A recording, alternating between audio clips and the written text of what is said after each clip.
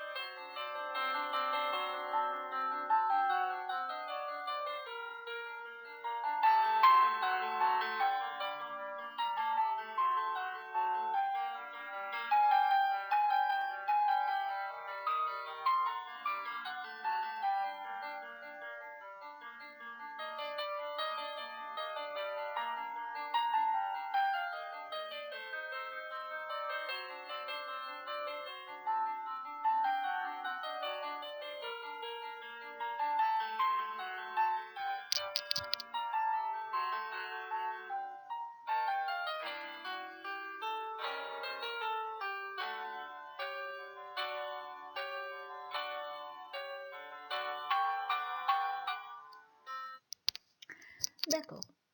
Premièrement, moi j'ai dit, puisqu'on a l'angle AMB est un angle au centre et qui intercepte l'arc AB, donc la mesure de l'arc AB égale à 110. Mesure de l'angle au centre égale à la mesure de l'arc qui intercepte. Et puisqu'on a les deux cordes égales, BC égale à CA, donc les deux arcs BC et AC sont des arcs égaux. Alors puisque BC égale à AC, donc on a des cordes égales, donc bien sûr on a la mesure de l'arc AC égale à la mesure de l'arc BC. Par suite, les trois arcs BC, AC et BA forment le cercle. Donc pour trouver la mesure de BC et de AC, j'ai fait 360 moins 110, c'est la mesure de l'arc AB, divisé par 2. Il me donne 125. Donc la mesure de l'arc BC égale 125 degrés, la mesure de l'arc AC égale à 125 degrés. Et maintenant, je peux facilement trouver la mesure de l'arc CAB. CAB est un angle inscrit qui intercepte l'arc BC. Donc, la mesure de l'angle CAB égale à la moitié de l'arc BC, égale à 125 divisé par 2, c'est-à-dire égale à 62,5 degrés. Et par suite, puisqu'il a demandé aussi la mesure de l'arc ACB est formé de deux parties, AC plus BC. Donc l'arc ACB est formé des deux arcs AC et BC. C'est pour cela il est formé de 125 degrés plus 125 degrés égale à 250. Bien sûr, vous pouvez trouver des autres méthodes ou bien une autre démarche. La deuxième question dans cette vidéo, il nous dit dans cet exercice que dans la figure suivante, on a le triangle ABC, un triangle inscrit dans le cercle, où on a ED et BC deux cordes parallèles. Il nous demande de démontrer que la mesure de l'angle DAC égale à la mesure de l'angle BAE. Donc, c'est à vous de démontrer comment on peut trouver que la mesure de l'angle DAC et EAB sont deux angles égaux sans des valeurs numériques. Je vous laisse quelques instants, réfléchissez bien et on revient.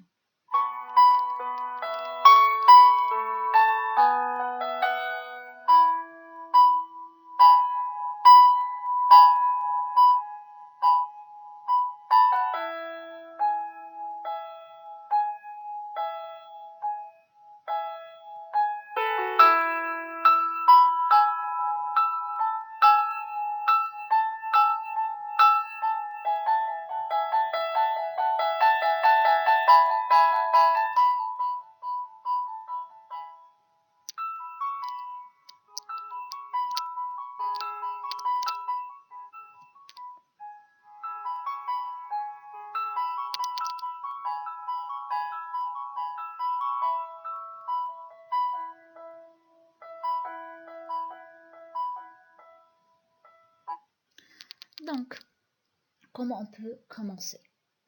Pour moi, j'ai commencé par que puisqu'on a ED et BC sont deux cordes parallèles, donc les arcs BD et EC sont égaux. Alors puisque ED est parallèle à BC, donc la mesure de l'arc BD est égale à la mesure de l'arc EC. Et puisqu'on a les deux arcs égaux, donc les deux angles DAB et EAC, qui sont deux angles insécrits, alors, et interceptent l'arc BD et EC, donc l'angle DAB, angle insécrit, et intercepte l'arc BD, et angle EAC, angle insécrit, et intercepte l'arc EC. Donc, puisque les arcs sont égaux, bien sûr, les angles sont égaux aussi. Alors, comme ça, on a démontré que la mesure de l'angle DAB égale la mesure de l'angle EAC, car ce sont deux angles insécrits qui interceptent des arcs égaux. Maintenant, est-ce qu'on peut dire quelque chose à propos de l'angle CAB? Oui, bien sûr. L'angle CAB, c'est un angle commun entre les deux angles demandés. CAB, c'est une partie qui est commune entre l'angle DAC et angle BAE. C'est pour cela, on peut dire, si on ajoute l'angle CAB à l'angle DAB et on ajoute l'angle DAB à l'angle EAC, on va obtenir la même somme, la même valeur, car déjà DAB égale EAC et BAC, c'est une partie ou bien c'est un angle commun entre les deux. Donc, puisque les deux angles au début DAB égale EAC et l'angle BAC, c'est un angle commun entre les deux, donc la mesure de l'angle DAC égale à la mesure de l'angle EAB. Et voilà mes chers, on a fait une révision sur les 3 premières leçons de cette unité. J'espère que vous avez bien compris. J'espère aussi que vous travaillez à la maison, vous pratiquez beaucoup d'exercices sur cette unité. Et bien sûr, n'oubliez pas que la géométrie, toujours, on a plusieurs méthodes et plusieurs solutions acceptables. À bientôt.